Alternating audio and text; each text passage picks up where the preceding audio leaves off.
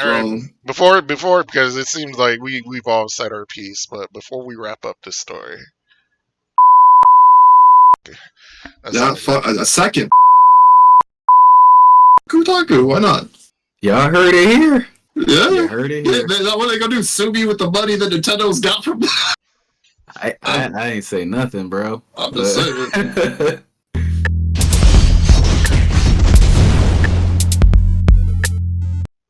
Welcome back to the Dap It Up podcast, the place for geeks of all creeds. I'm Dray the Spectre. This is Gunnm. I'm B. And we got a lot to talk about, namely the ridiculous success the Super Mario Bros. Movie has seen and a recent interview of Microsoft's Phil Spencer that's been blowing up the internet. But first, like always, Gunnm, what's up with you? Well, I've had a interesting week to say the least. So yesterday, I saw a car accident happen as I was driving by. So that was interesting because my window was down and car parts were flying everywhere. So it was a good thing I came out of that unscathed. It scared the shit out of me. That scared the shit out of me. So I'm paint a scene, tell the story. So all right, so for context, like you know where I live. So by the school that we used to go to, right? Mm-hmm. You know. Oh yeah, I mean we all went to the same school. Yeah, we all went to the down same in school, New Mexico. Down in New Mexico. Yeah. Mm-hmm.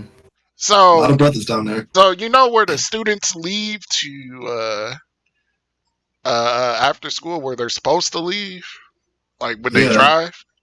Mm-hmm. So someone in a white SUV, like as they were like turning out, they got T-boned like right in front of me by oncoming traffic, and yeah, it was like I was like literally parallel, like right where it happened, like with the impact of the crash. So it scared the shit out of me. It was loud as fuck. I bet. Was that across from the cactus field? It had to have been. Yeah. Oh, yeah, okay. Yeah. I was like, it scared the shit out of me because I had my window down. So it was loud as fuck. It just, I was not expecting that to happen. It was just like, boom. I mean, I hope no one was hurt, but I'm glad it wasn't you. Yeah. You know? I'm glad it wasn't me. So there's that. My brother gave me something, so I think it's a cold because it's not COVID. So I got that now too. Where's my mask at? You gonna need it. Yeah, sure. So yeah, there's that. My computer's basically set up for the most part. Yeah, I saw it. It looked really nice. You know, besides cable management. So yeah, I feel like the whole setup needs cable management too. So I might zip tying stuff up. But yeah, it's pretty nice, and I do like it a lot. I might need a different monitor for the games I play on, but at least for the consoles. But it's pretty nice, But pretty nice. Other than that, since as of recording, this is the day before Tears of the Kingdom comes out. Unfortunately, I failed in finishing Octopath Traveler as I kind of expected. So I had it pinned on my wall, man. I was gonna call you. Man, you gotta get your act together. Oh, what happens now? What happens to you? What becomes of Gregeth? Gregeth the Gunnm. I'm trying to decide whether or not I give up on the game or just finish it. You should I didn't ask you that. I asked what happens to you. To you, yeah. What are the consequences? Consequences? Yeah, every action has an equal and opposite, my guy. Consequences? That's inertia. What's that word?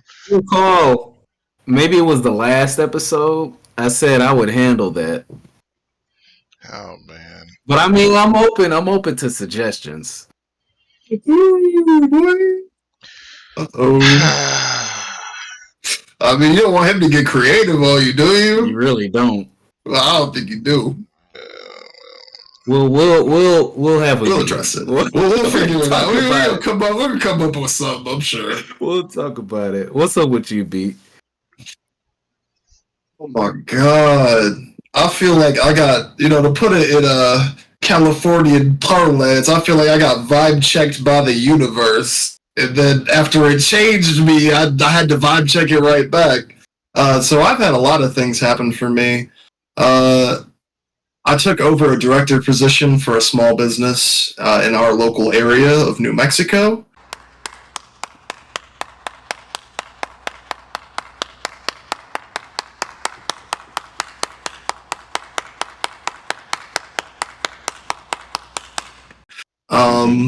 In Utah, actually. In Utah, yeah, it's actually, I have an office in Utah. Yeah. So I'm getting settled into the, time management is everything lifestyle. And, it feels great. I've never felt this put together.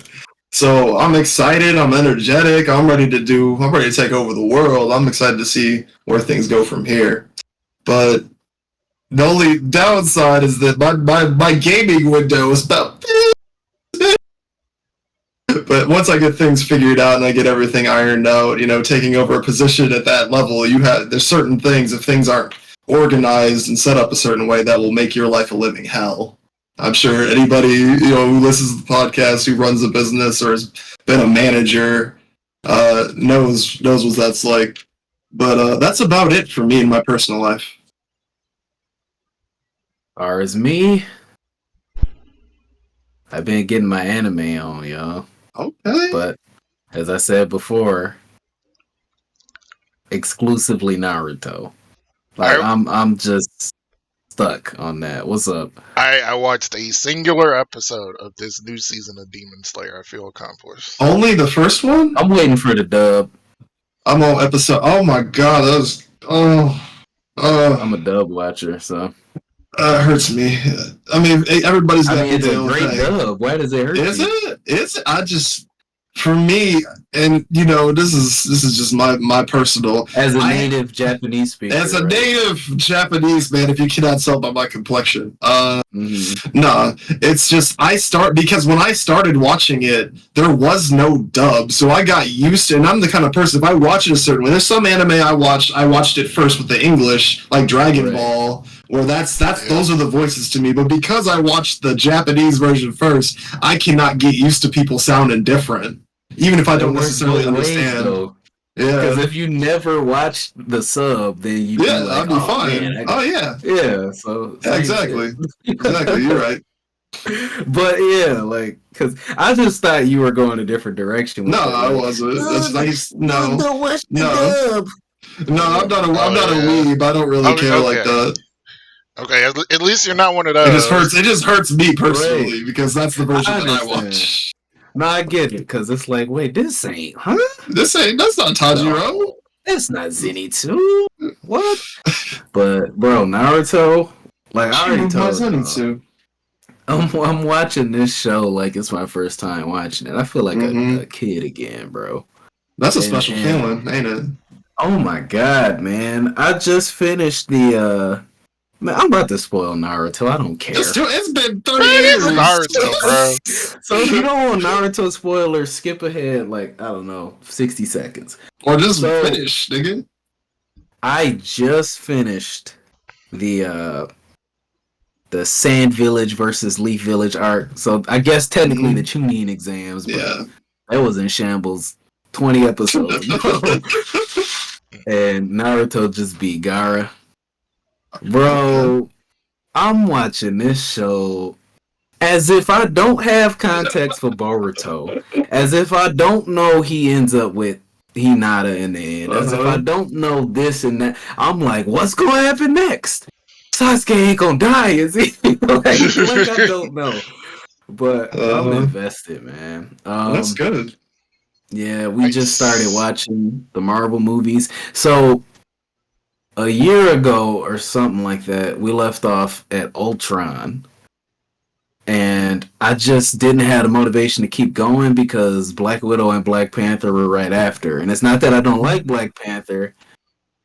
You just know I don't think it's the best movie ever. I mean, and it's not. So I know it's a hot take. A lot of people, that's a hot take. Like, no, it really isn't. That movie was. I'm not going to say that the film wasn't good because it is a very good film, and there's some really great. There's some great elements to it, but it's not the best Marvel movie in the world.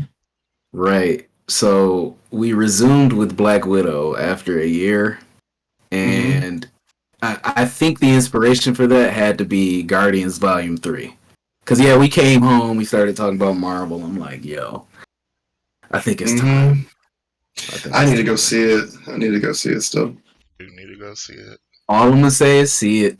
Just see it as soon as possible. But I'll have to fit it into my schedule. Yep. That's what's up with me, though.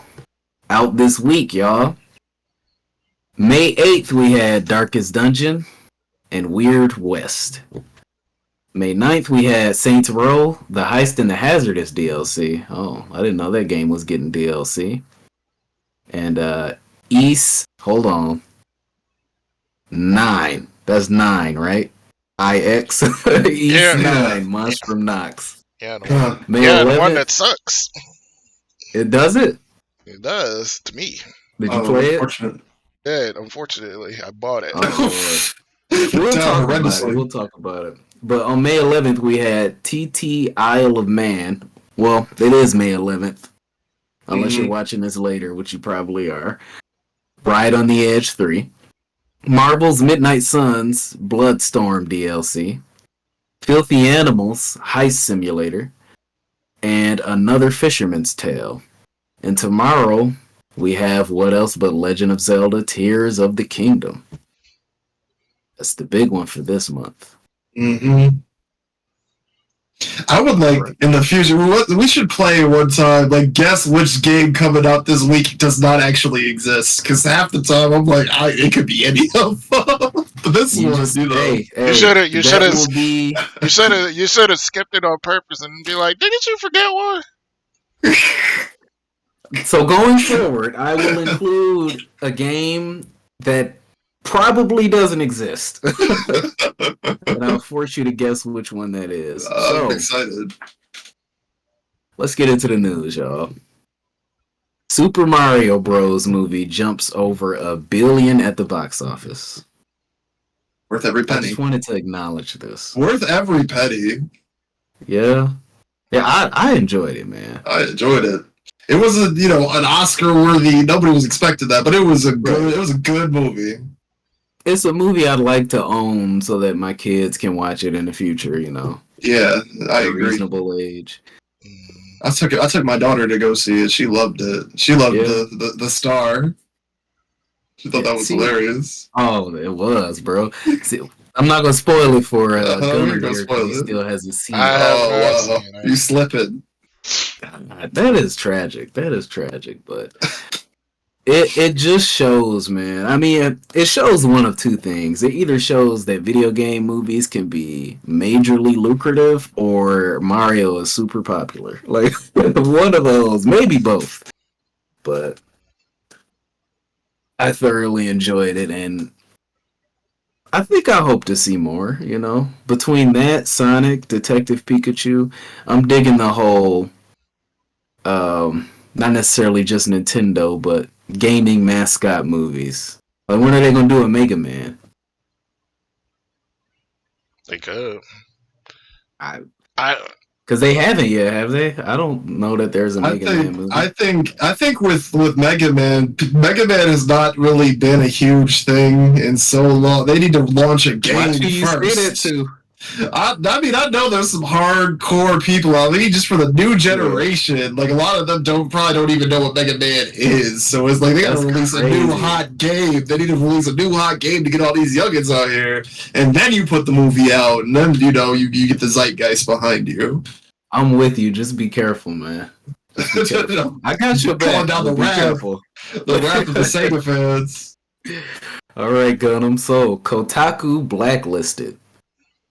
Wait, what? Yeah, Kotaku. Thank God. Kotaku angered Big Daddy Nintendo, and they sent their little ninjas out and started just slicing them up in that office.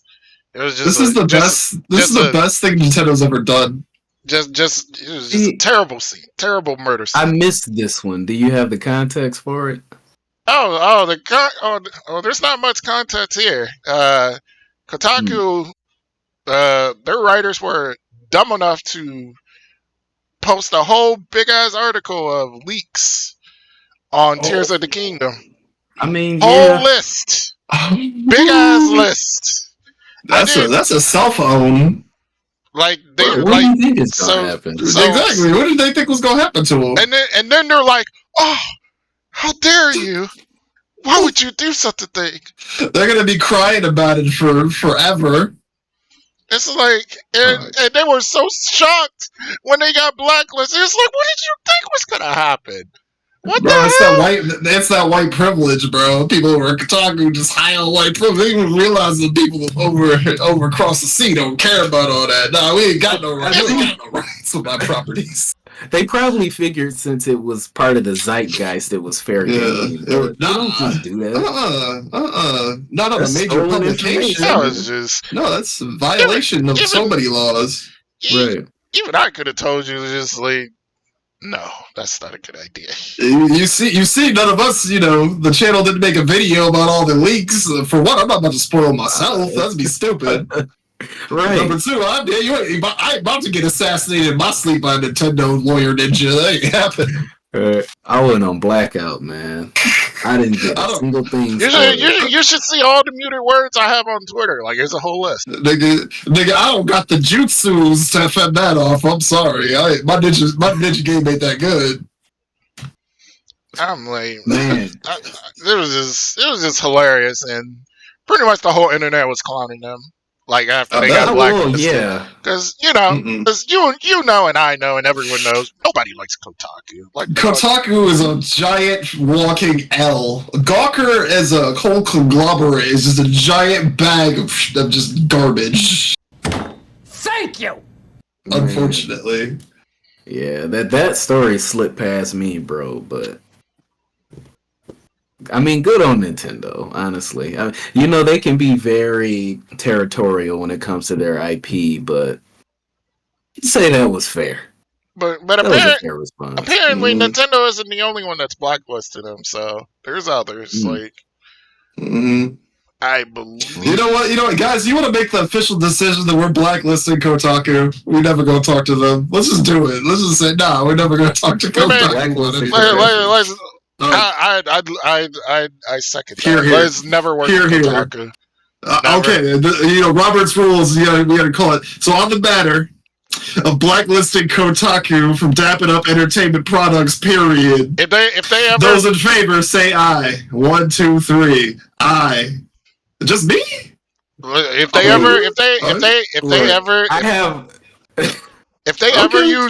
ever use clips of ours, I say copyright claim. Yeah, absolutely. Claimed immediately. I am not invested one way or the other, bro. Fair enough. Case by case basis. I do think they deserve to get blacklisted for doing that to Nintendo. Absolutely. It was wrong. Before, because it seems like we've all said our piece, but before we wrap up this story, fuck Kotaku. A second. Fuck Kotaku. Yeah, fuck Kotaku. Why not? Y'all heard it here. Yeah. You heard it here. Yeah, what are they gonna do? Sue me with the money that Nintendo's got from I ain't say nothing, bro. I'm just saying. So, this PlayStation Plus catalog is looking juicy, isn't it? I ain't seen it. Yeah. They got a bunch of stuff coming. So, Please tell me more. So, coming this month. Okay. I believe it comes out the 11th. I don't have the exact date, but that's about the same time last month. That's when they updated it. Ratchet and Clank Rift Apart will be coming. I will be insta adding that to my library. Should have been had that on there. They should have. Humanity. Oh, that's a 4X game, right? PS4, PS5 versions. Watch Dogs Legion. I mean, nobody care about that. Let's see. Dishonored 2. Okay. Dishonored Death of the Outsider. Oh, okay. Sakuna of Rice and Ruin. What? I've kind of heard of that one. So, I Tomb heard of this Raider game.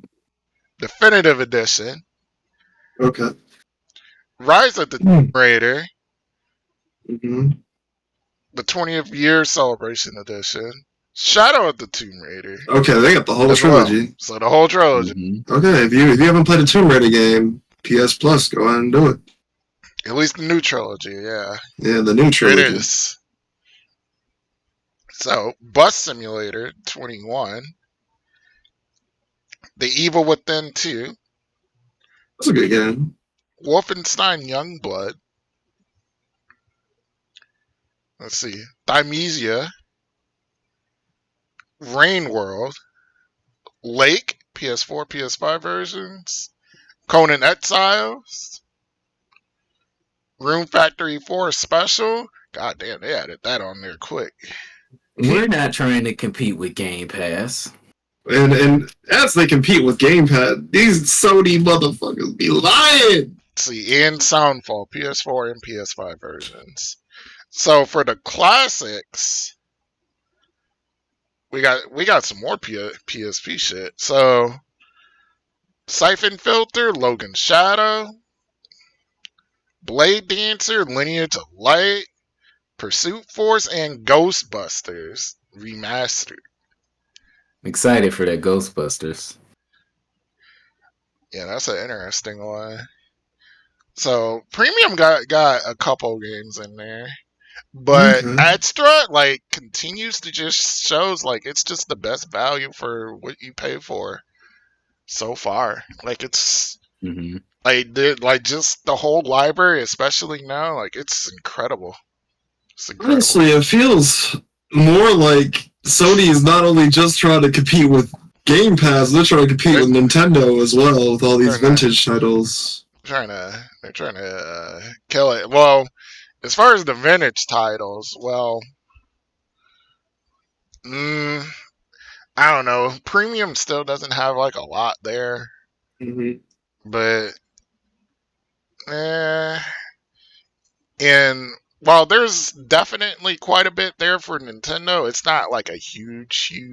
It's not like it's everything as far as Nintendo. Like Nintendo's like release like window is like so inconsistent, and there's not really a lot whenever they do release new stuff. Bro, but with that catalog is unmatched. But with PlayStation, like they add a lot.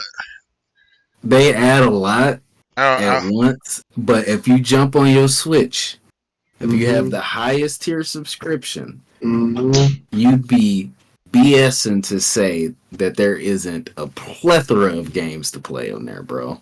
Oh yeah. From Super Nintendo to Sega Genesis to Nintendo 64. Like, yeah, they're inconsistent when it comes to the release windows, but even you used you made the comparison with nowhere close. Nowhere close. But it sounds like they're working toward it, though. Hopefully. I mean, I personally hate streaming games, though. I don't really think it's there. Yeah. I mean, yeah. Agreed. It's really not. I mean, streaming until we get to the point where we have like a terabyte up and down zero, like near zero latency, it's just not going to be optimal. Right. Yeah. Okay, so big story of the week. Anybody catch that Phil Spencer interview? Not the whole thing, but I did. I caught this Phil Spencer interview. I apologize. I didn't mean to cut you off. Go ahead. Yeah. I mean, I didn't catch the whole thing, but you know the important little soundbite that everybody keeps quoting. Yeah. You got the cliff notes essentially. Basically. Yeah, you got the cliff notes. So Phil Spencer, let's all acknowledge the fact that Red Balls, whatever you want to call it. No, what the heck? I'll laugh anyway. Came out. Even if the game was technically correct, it wouldn't have been a good video game. It was just bad. It was not the same case as it was with like Jedi Survivor in the state that came out in. Like, despite the fact that the performance issues were definitely present, they needed probably a couple more months in the oven to iron all that out. Underneath that, there is a fantastic video game. With Redfall, it was like shit, and then they just, on top of it, was more shit as icing. That was the whole cake that they tried to give. And for that to be a first-party title, that is a hell of an L for Phil Spencer to have to hold.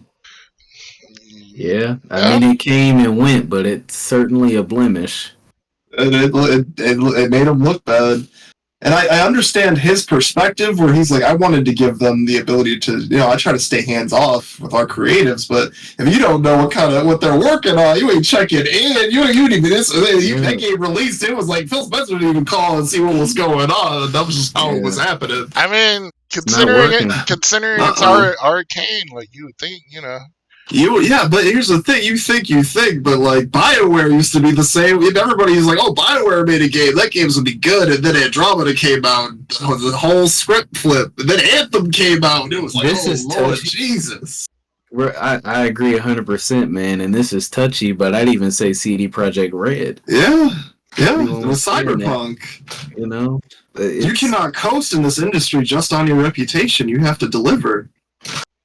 Precisely, especially these days, man. It's just, when I saw the state of Star Wars, I was like, Jedi Survivor, of course. I'm like, what I've noticed, it feels like across all sectors, when you look at just everything overall, I do actually think that we're still feeling the effects of COVID, because the quality of so many things, I mean, I don't think Cyberpunk had that excuse, but so many things has fallen dramatically over time. It's like everything is becoming worse quality and the price is going up. Like, that doesn't even make sense to me. We were headed this way. I'm starting to wonder if the QA process is just not. There isn't one. The problem is the company doesn't want to invest the time that it takes to ensure that they ship a quality product. They all think the gamers will just sit back and they just go play it anyway forever. Like, no, gamers are not stupid. They will get to the point where you burn them one too many times, you just won't sell. See, that's fair. Unless it's Call of Duty. Unless it's Call of Duty. I don't even view it that way. Yeah. I think that's a fair assessment, but I believe, it's the precedent has been set. There's QA, there's plenty of testers. I just think they accept the state of the game no matter what it is to meet deadlines. I agree. I think they're just like, oh, we know. Oh, let's try to dress it up. Well, the problem is they're trying to blend something that is kind of an art. Like, there's an amount of artistry to making a game. There's a lot that goes into it. It's a blending of so many different fields into one cohesive product, and it's complicated. But all the people who run the company and set the deadlines, you can almost guarantee that unless they're really integrated into what's going on, that they have no idea. They're like, oh, this should be out about here. Okay, that sounds good to me. They're talking to investors all day. They have to, Wall Street, business. Like, those guys, they don't understand what they're selling in a lot of instances. They don't understand the technical issues you can run into when you're trying to take like 3 or 4 different, very different, very technical fields and put them together into one thing. It wasn't a problem before. It wasn't, but as these games get bigger and we demand more graphics and we have more complicated engines, it's going to be, and I feel like a lot of companies haven't quite gotten it down. Like, this generation's been rough. A lot of companies haven't been able to manage their resources effectively. Right, but when we see it done effectively, it demonstrates the case that this should not be an issue. Yeah, because I'm always the first to say, games are getting harder to develop. But I don't think that excuses the weaponized incompetence of a lot of developers I've seen, where they're just like, "Oh well, don't blame me for such and such." I understand it's a lapse in communication in many cases, but there's something. This might hurt some feelings. I feel like there's a competence issue. I agree. You know, I feel like there were the people who developed games for the PS2 in that generation, for even the Super Nintendo. I feel like despite it's a lot to compare a game like Cyberpunk to Super Mario World, but I feel like there was an inherent focus and passion back then that's lost on a lot of developers these days, because you see so many developers who are in the trenches with fans on Twitter arguing back and forth with them all day. It's like, bro, like, just go work on the game. Like, they're people. These are people too, but I mean, Jesus, man. Like, if you feel the need to jump on and run back and forth with Timmy Longbottom, yeah, you know, over a mismatched texture on the side of a building, it's like, you know, that's time you could have spent fixing it. Exactly. Rather than jumping on and whining how everybody nobody. The thing is, it's weird because I feel like when it comes to just them responding, the way they respond, I feel like their PR is all messed up. You have individual employees coming out and crying on Twitter and blaming management. Like, it's unprofessional. Like, you guys not running an organized unit. This is unprofessional. Don't get me wrong, people suck though. People suck. Yeah, I agree. Like, They do. Gamers are some of the whiniest bunch. Whiniest we cry a losers. lot. I agree. Whiniest losers. Yeah. But circling back, I think Redfall has to be a wake up call. That's sad. I'm so disappointed. You know, I'm cautiously optimistic about Starfield. I have no reason to think Starfield is gonna suck. I'm just not that negative minded. But I recognize it could. All I know for certain is that if Starfield isn't great, or if they blunder that release somehow, yeah, exactly. We know how Bethesda is with their releases. But see, I'm not even gonna hold that against them because they know their own track record. They do. I always give a chance, bro. I'm giving a chance, and if this game comes out, and like you said, if it stumbles out the gate, Xbox is gonna be hurting. You presented like Starfield is their big release for the year, so. But see, like, I already know what you're gonna say, but I don't really think it's that crazy because they already delayed the game. You know what I mean? They know the value of this game. Todd Howard knows the value of this game, and he has nothing but lessons to learn from. You know, I don't think there's any indication that Starfield is gonna be ass. Like, I just think I think it's a pessimistic point of view, especially coming from like people who loved Skyrim. You know what I mean? Everybody wants to say, "Oh, Starfield better not this and that," but they was like filleting Skyrim when it came out, despite the bugs. Giving it the whole workover. But here's what I've always said about it. Let me present an alternative viewpoint for Starfield, at least, because I know you and I have talked about this in past podcasts. My major concern is, you know, it's like if I put my hand on the stove and it burns me, you know, next time I would expect that it would burn me again. But the stove might be off; it might not burn me.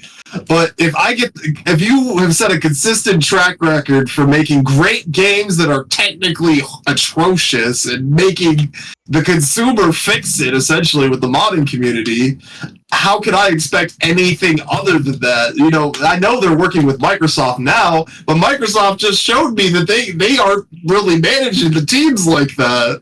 So ultimately, I'm expecting Skyrim, what, you know, as great as that game is, I'm expecting it to be a fantastic game that plays, or at least in the first couple initial weeks, probably ain't gonna be where it's supposed to be. That's just my expectation. This is where I'm Right, at but with it. see, here's where the issue arises.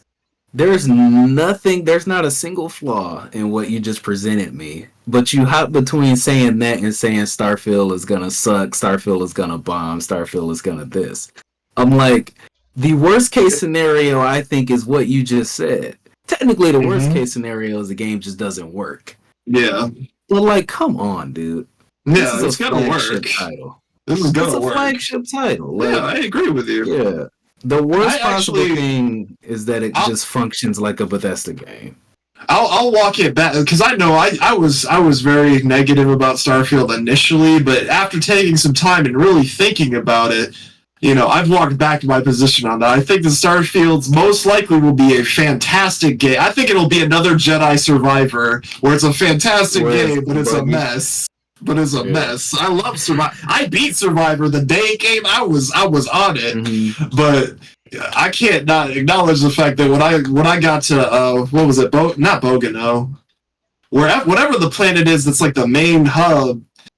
I went from being like 40 to 50 FPS on Coruscant, which was already super intensive with the lighting and the graphics, to having like 20 FPS. Like I was I was watching a movie at this point. I was pretty close to getting to a slideshow presentation a couple of times. Oh, Jesus. And consider that game is the inverse example. Yeah. You know, because we would have assumed that game was going to be amazing. And yeah. Depending who you ask, it is. It is. However, it's a mess. So it just goes to show the only expectation I have is that I'm gonna enjoy Starfield. Like I said, there are some prerequisites there. There's some stipulations because I mean they can't afford to swing and miss with this one.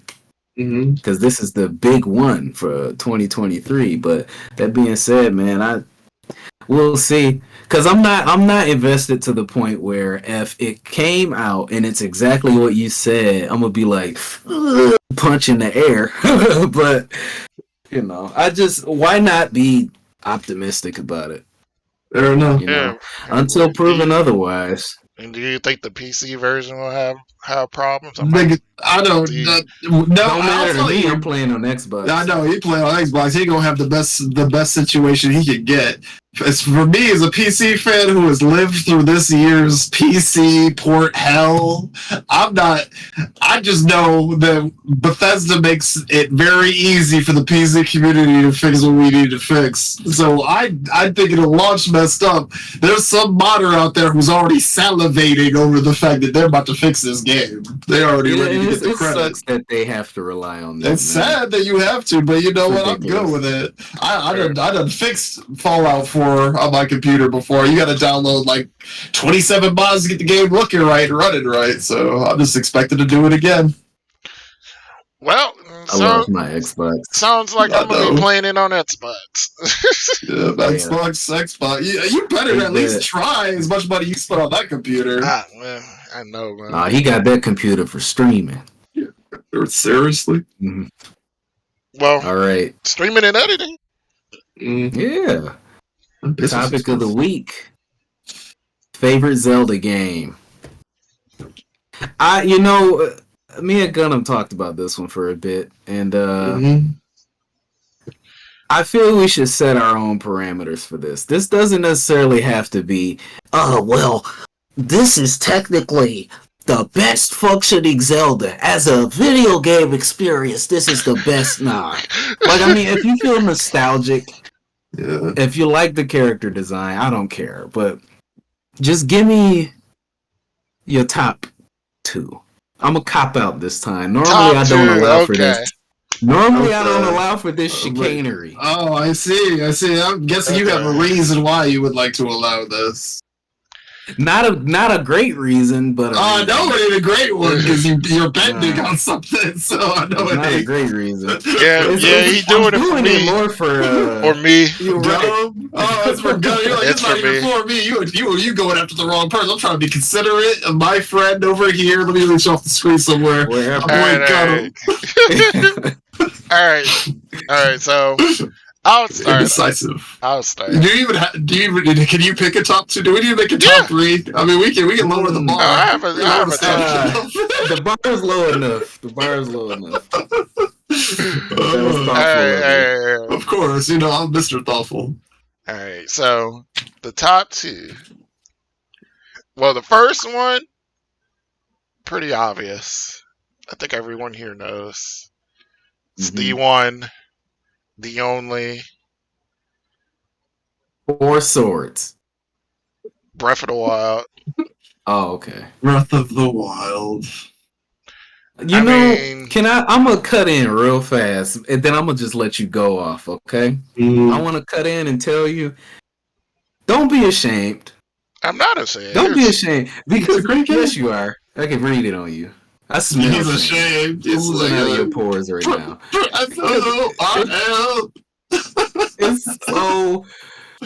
Breath of the Wild is such a great game. It's fantastic. But I almost want to hate it sometimes. Me too.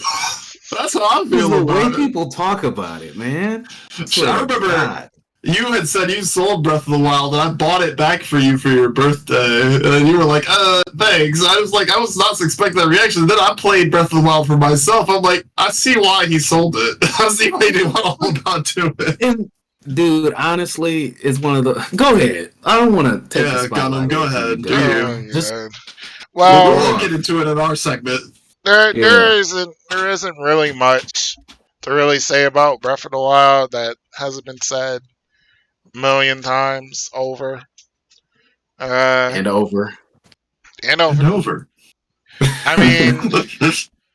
mean, as many people say, it reinvented the open world formula, which got me more so into more open world games.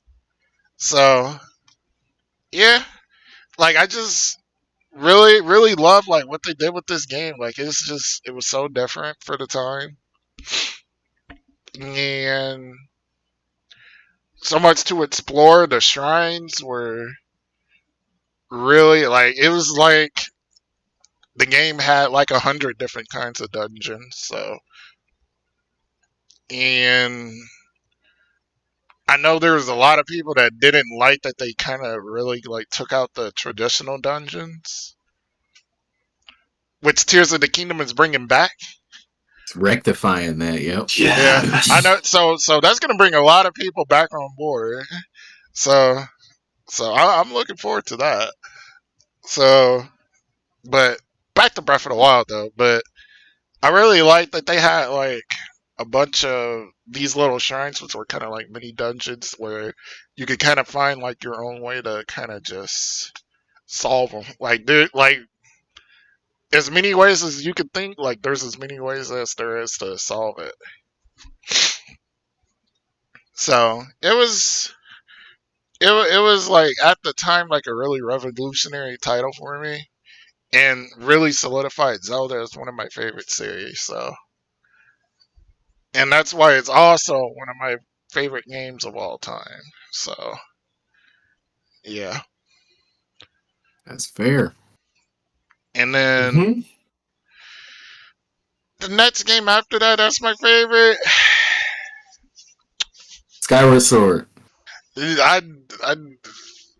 probably wouldn't guess, but Twilight Princess. It's Twilight Princess.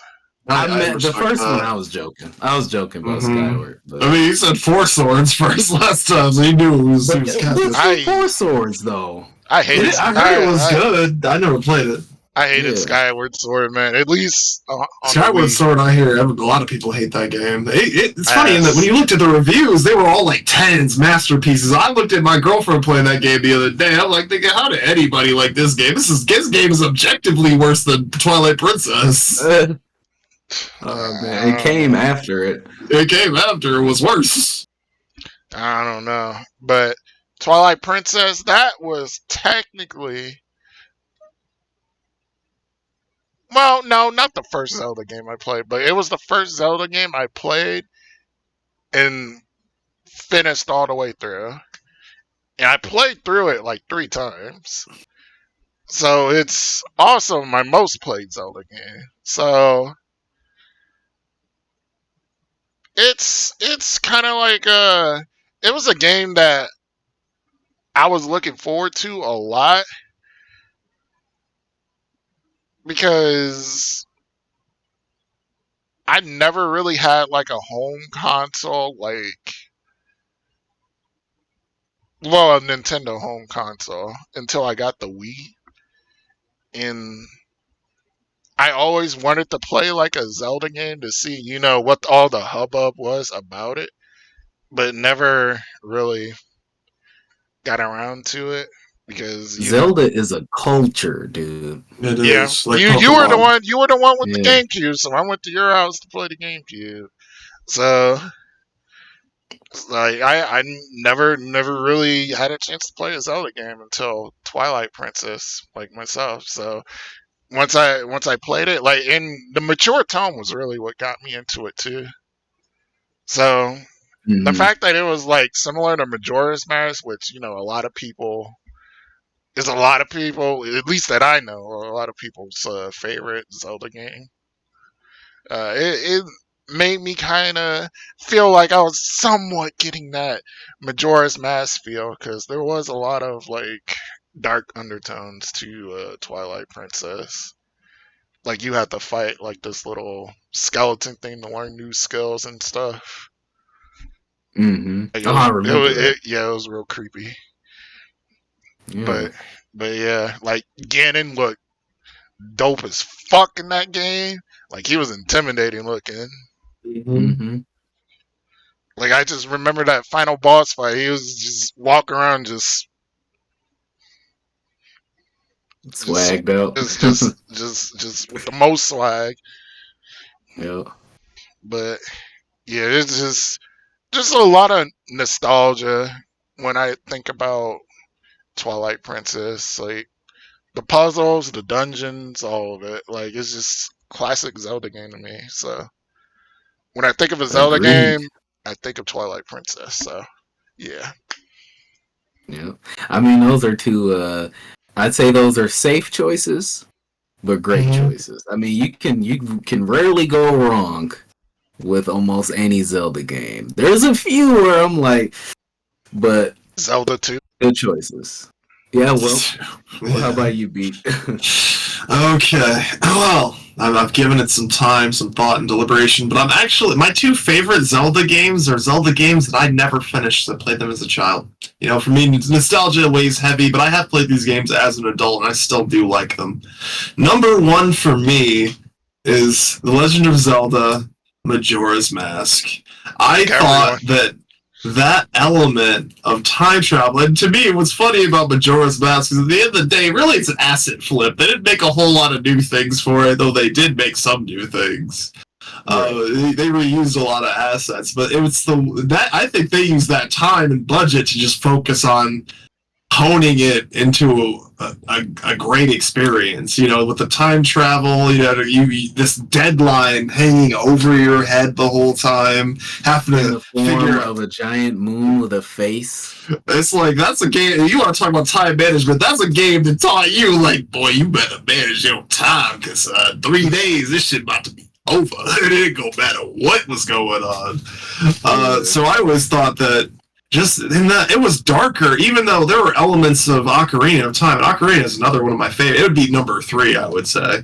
Ocarina is another game that I really liked that played with time, but I feel like it wasn't as impactful. There were things about Majora's Mask that took it to the next level, especially with like the masks, and some of those puzzles were so hard as a child. That's part of the reason why I never beat it. I could not figure out what I was supposed to do. It was just hard. It was difficult. I want to back you up on that point you made Mm. about it not being as impactful. See, I always remember Ocarina as kind of like Mario 64 or Crash Bandicoot, this genre-defining game that was just the biggest thing in the world for its time. But when I think of Majora's Mask, I think like, oh, they took that and added a bunch of crazy weird stuff to make it even more interesting. So Majora's Mask definitely sticks out in my head more. It does for me too. Yeah. And it was more impactful on me, I would say. Not to say that Because I played the original NES, like Legend of Zelda, like the OG when it came out, or at least a little bit after. I don't think I was born when it came out, but that game didn't really impact me as much. It was just there's only so much an NES game could do for you. Right. But the first Zelda game I remember having that impact on me was Ocarina, but Majora's Mask took it to that next level. And my second one, I didn't beat this one either. The same way I could not figure out what a nigga was supposed to do. Is Legend of Zelda: Link to the Past, bro. Link to the Past was I loved it. It was so good, and I feel like a lot of people sleep on it, or a lot of people haven't even played it. Everybody says that shit. Yeah, I mean, I didn't even know that everybody said that. It must be true because I made my decision in a vacuum. No, you got good taste, bro. I swear, everybody nuts over that game. Link to the Past. Because it was that good, nigga. Like it was that shit. It was him. Okay? Back then it was him. The game was him. Timothy Turner himself. Bro. But I actually am now inspired. I'm gonna go back and I'm gonna finish both of those games to say before that's my bucket list so I can say that I did it. Oh yeah.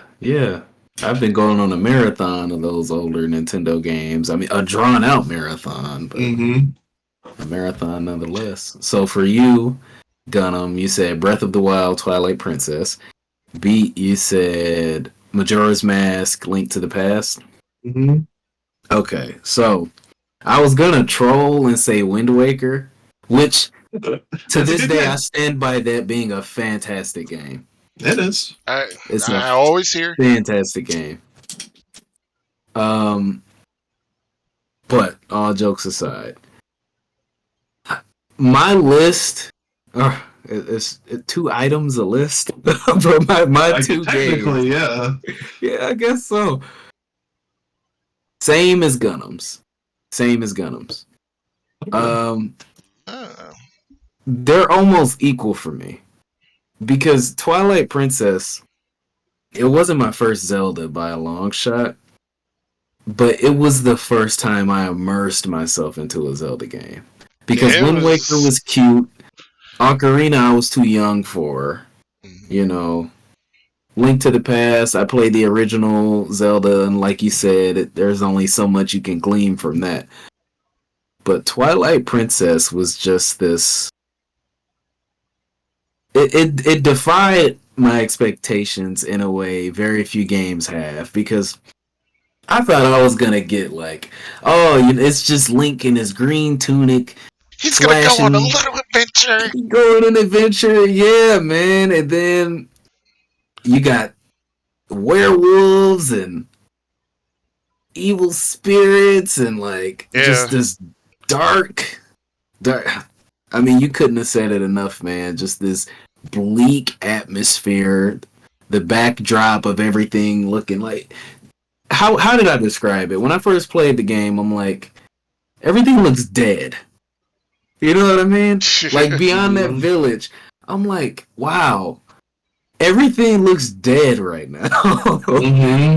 And it really sticks with you. Like, I think Twilight Princess, out of everything in the world, resonated with me more than maybe any other Zelda.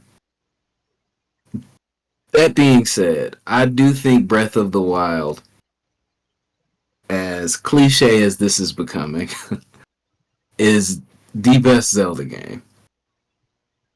I do have a question. How do you feel about the durability system? The durability? Oh, well, I hate it.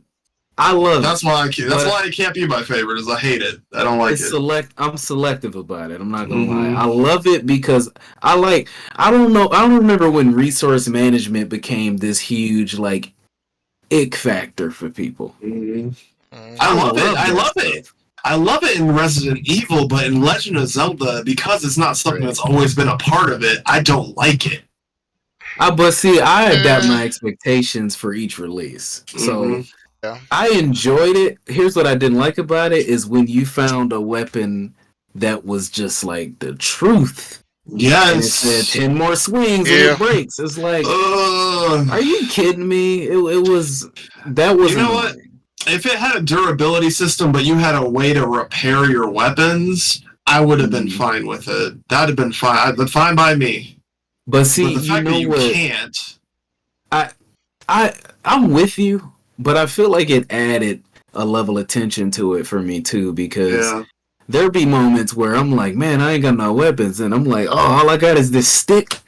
Ah! You know, I just love those set pieces. There's Yeah. actually a lot What's of up? those weapons that just respawn anyway or respawn with enemies. Well, they do. You can go Right. get them, but that's just It short is- to me. It's obnoxious. Like, I feel like there should be classes of weapons. I agree. Like some of them you just keep. Maybe they wear down, but you can repair them. Other ones just straight up break. Like sticks, Yeah. there's no reason a Yeah. stick shouldn't break. Repairing your stick, you got your little hammer out.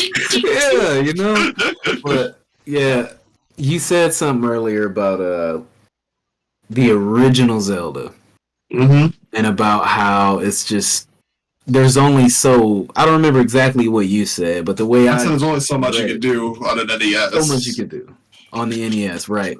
To me, Breath of the Wild is what Zelda on the NES would have been if it could have been. I agree. And that's why it's amazing to me. That's why to this day, like, I did sell it initially because I was just so... I couldn't fully appreciate it because people kept shoving it down my throat, you know? And I loved it everybody when I at the played time it. was like, best game of all time. Dude, and don't get me... See, I don't Unless- usually let that paint my impressions or something. Unless you agreed, like, it was annoying. But even if you... I agreed that it was great. It was just like... My issue... And this isn't Zelda's fault, you know? Quick aside here. My issue with the reception... And this isn't overall. This is my personal experience. This is people I know. My issue with the reception of Breath of the Wild was a lot of the people who were saying that this game, you included, Gunnm, a lot of the people who were saying that this game changed the way that they thought about video games, specifically open world video games, didn't have a long resume to begin with. I was hearing a lot of Nintendo fans personally telling me this was the best game ever, and it was the best open world game ever, when it's like they only had played 10 games.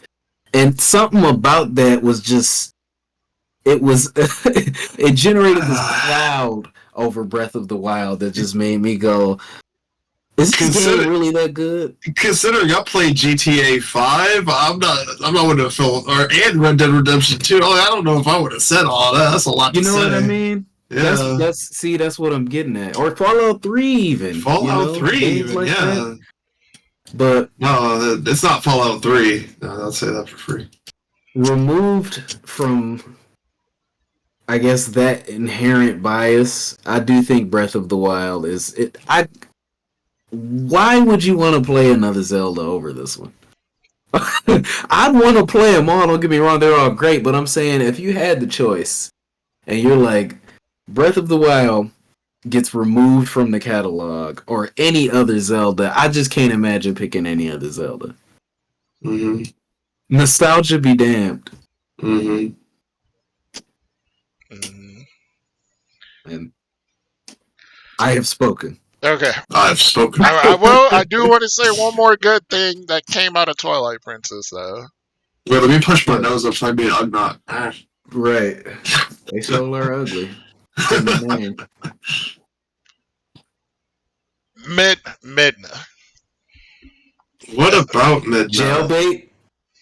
No. Dude, she's a grown woman in a little body. Grown woman. But still, you know those lolly dudes are... Yeah, they're creepy. They'll take any. She's actually a 3,000-year-old dragon. Oh my god, right? That shit kills me. Like, nigga, just say you like kids and move on. Like, you don't even want to lie. I love Midna personally. I do too. What about her, though? The best princess. Best Zelda. Nah, Well, Zelda kind of series bad. pretty I can't even lie to you. Bro, hey, I was saying that until I saw old broad shoulder Zelda from Tears of the Kingdom. I don't have the context for that because I've been on media blackout. But like when I seen her gripping that sword, I was like, Lord Jesus. Had him sweating. Shoulders, bro. Just Shoulders. Dabbing the forehead. Pro tip, no matter your background, no matter your gender, no matter your preferences, work out. Get some nice shoulders, man. I mean, nice torso. There's clearly no conflict of interest in that advice. None whatsoever. I'm just saying. Yeah. But we'll see. The jury's out. I do think Linda's best princess until I see what old broad shoulder Zelda working with. YouTube.com/at Goals and Fitness. Goals and Fitness, yeah. Your boy will get you right. Hey, appreciate it. But yeah, I mean, I don't honestly. Y'all have some pretty safe choices on your 2-item lists. You know, I love every game that was mentioned. Yeah, me too. I mean, I can't say a negative thing about any game that you guys brought up. Yeah, because there are almost no bad Zelda games. Almost. See, almost. I mean, unfortunately, Skyward Sword exists. Unfortunately, whatever that, the live action, like, cartoon-looking Zelda game, those exist. Those are technically Zelda games. Those are probably not good. So, well, excuse me, princess, but, it, initially, on the release of Breath of the Wild, I was kind of like, man, this ain't Ocarina of Time, but something I've been getting better at is removing that nostalgia lens, because we have to judge the game based on what it is in the presence of everything that came before it. We can't be like, well, Ocarina for its time. No, we just have to look at them both as objectively. Like, because if you decided you wanted to play Ocarina, you about to come out some money, you gonna want to know that it's right, and that it holds up. Some games just don't hold up over time. Right. Especially games that leaned heavy into their graphics. Like, you can't go back and play Crysis. They don't even look that good. Man, hey, that's a topic for another day. That might even be topic of the week next week. Let's do it. But, games that don't hold up. No side quests this week, but we do have a bonus round. Bonus? Oh no. What is it this week? Since I have just been dominating, I'm gonna sit this one out. I'm gonna sit this. No, it's the pity round. Since he didn't finish Octopath Traveler, can it just be an instant loss for him? And I'll just take another. I thought about that. I thought that's not off the table. Free dub, but I think this next sequence here, the next 5 episodes, is just gonna be you two against each other. Or if we have a guest, it'll be you two and the guest. Okay. All right, so I got 3 questions here, and in the event that you miraculously get all 3, I have a tiebreaker. Okay. So let's start this out. This first question is not multiple choice. I will allow you to guess.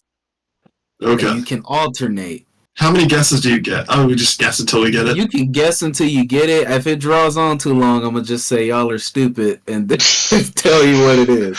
But I might be dumb. I don't know. Oh, damn. I got faith in y'all. Okay, it's so good you do, I know. What is the first game based on an official movie license? E.T. E.T. I already said it. Okay, so damn. It's not E.T. Oh, so it was. Take turns. It's your turn, Beat. Oh, fuck. So it's not E.T.? If it's not E.T., that means it's something even older. I'm not sure I know that shit. I don't know. Star Wars? Star Wars? Not Star Wars. Wasn't Star Wars. You getting warmer, though. Back to the Future?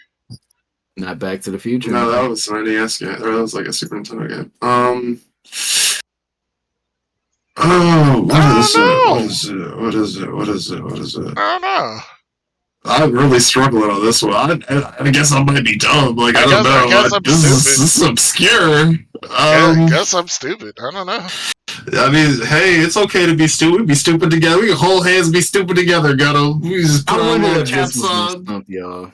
I mean, really, it is. My mom had an Atari. I played her Atari. They did not have this game. I thought it was E.T. I know there was a Star Wars game. I'll give you one hint. Okay. It's Star Wars adjacent. Not necessarily the Dune? same genre. Star Trek?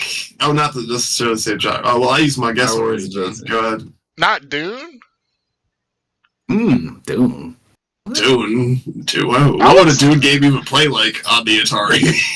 You just control the little worm. Yeah, it's supposed to be the worm going through the sand. Or either that, or you just trying to collect all the drugs so you can trip out. I'm gonna give lightning round. I'm gonna give one more hint. Okay. Indiana Jones. Raiders of the Lost Ark. Raiders of the Lost Ark. Really? Yeah, let's go. I'll take my point. Let's go. That's a nasty point, but I'll give it to you.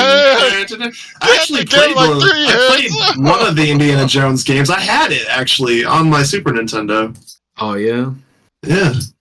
Yeah, Raiders of the Lost Ark was that was a good game. Licensed game based off a movie. That's one of those games back in the day where you had like saved words. You had to write the word down. So my God, to level. Right? Yep. You young folks, you don't know nothing about that. 6QW. We didn't have the internet. You couldn't look that shit up. You just had to get there. So, how many game development studios does Xbox own? Ooh. 23, Isn't it 30, 22, or 19? 22. 19. What'd you guess? 22. I said 19. You both got it wrong. Oh, damn. I was 23. 23, oh. I was close. You very close, but no cigar. But close, but still wrong. I should give him that since I gave you that nasty point I earlier. know. No, that was disgusting. Okay, let's try it up then. He was closer. All right. No rules. There's no rules here. But, God damn. This game is rigged. That's why Joey says all the goddamn points. It's more interesting this way. Which of the following games originally had the elusive adults-only rating?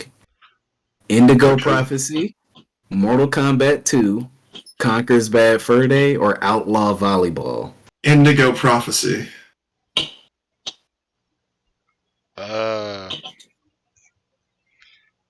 Was it Mortal Which Kombat? I played. Go with Mortal Kombat. Okay. It was Indigo Prophecy. Yeah, it was Indigo Prophecy. I played that game. It was actually pretty good. Okay. So, Beat, you win. I mean, was there any doubt? For you. Don't let him dog you like that. Hey, for you to regain your honor. You know, if you answer this question correctly, oh my God, I'm not gonna punish you for not beating Octopath. Oh God. Okay. All right. Crutcher, I'm excited. Who is the worst video game mascot of all time? Teddy, the Moogles from Final Fantasy, Daxter from Jak and Daxter, or Morgana from Persona 5? You know the answer to this, Greg. I'm sure you do. I know you know it. Morgana from Persona 5. Yeah, I agree, but if you thought that easy ass question was gonna save you, you were sorely mistaken. You're still getting punished.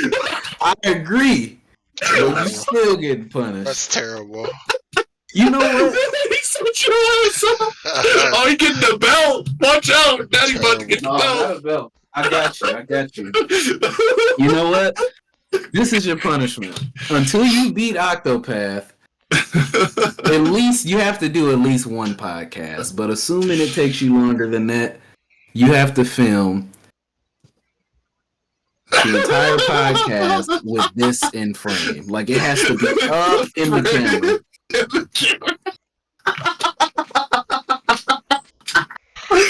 Don't bring any cute girls around here. We'll start sipping. You will be able to do the podcast. your bio on Twitter to I Heart Morgana and change your avatar to a picture of Morgana.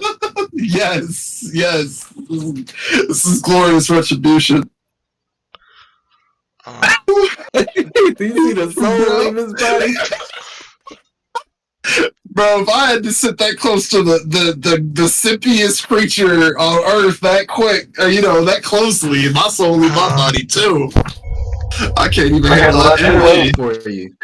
He's Come pick waiting him up. for you. Come pick him up. Your baby said this is like a Godfather test. You gotta take care of him. Change that avatar.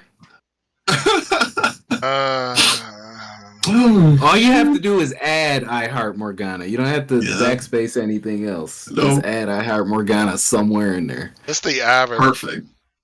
that's killing me. I know, man. You just have to do it. Yeah. You But gotta hey, keep your word. that was a Dap It Up podcast. The stakes are always high. Hi.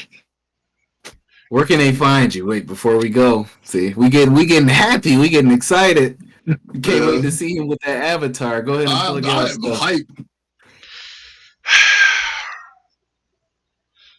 I'm not saying. Okay. I'm not Go saying. ahead, Morgana. I'm not saying the Twitter. But YouTube. It's okay. It's on every other episode, so it'll be fine. They'll find it. Oh, that's encouragement. Go watch a previous episode of Dap It Up podcast. You can find out what his Twitter is real quick. Listen to him. All right. On YouTube, you can find me at youtube.com/@Gunnm921. Tumblr, Gunnm.tumblr.com. I always miss one of my hands. Oh yeah, Twitch. Twitch.tv/Gunnm21. You can find me at Beatdown. There's currently nothing there, but you'll find me on this channel every week on Wednesday. Except, Wednesday's already passed this week. But next Wednesday, you will see episode 2 of Beats Garden. I'll tell you how, we forgot to talk about the Server Slam. You know what? Never mind. I'll talk about the Server Slam on Wednesday. I'll see you there. Fire. You can find me on YouTube at Goals and Fitness. You can find me at Dray the Spectre on pretty much everything else. Again, that was a Dap It Up podcast. Stakes are always high. All right, that's a wrap.